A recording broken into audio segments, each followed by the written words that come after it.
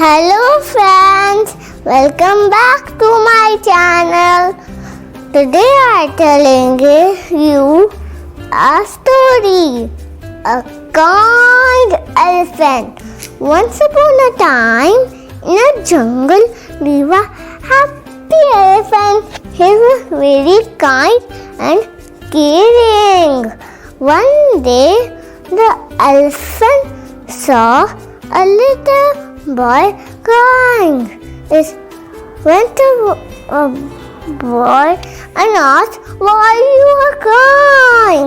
The boy replied, "I was taking water to my house, but it's hole in my bucket.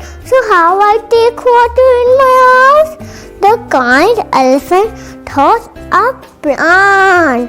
It filled the trunk with water and went along with a boy to his house and threw it into another bucket.